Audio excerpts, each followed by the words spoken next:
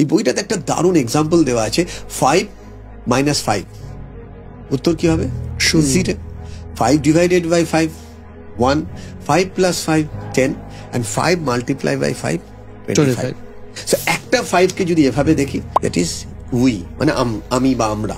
আরেকটা 5 কে দেখি সিচুয়েশন, আর মাঝখানটা হচ্ছে ইয়োর রেসপন্স।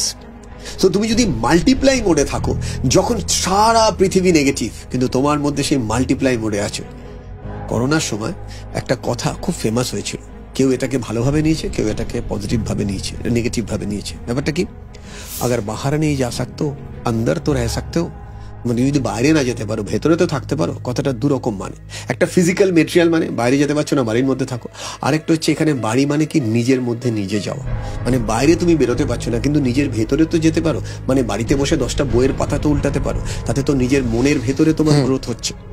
সেই জন্য বলা হয় মন খারাপ বই পড়ো, মন ভালো বই পড়ো, মন খুব খুশি বই পড়ো, মন খুব খারাপ বই পড়ো। মানে বই এমন একটা জিনিস যেটা তোমার ভেতরটাকে নতুন করে একটা জুতো পালিশের মতন ফ্লেভার দেয়, যেটা তোমার ভেতর থেকে তোমাকে খোঁজার ক্ষেত্রে কাজ দেয়। সেই জন্যই কিন্তু বইটার নাম আমি বুদ্ধি খাটিয়ে সবার আলোচনা করে নামটা এটাই রেখেছিলাম যে বোঝে সে খোঁজে।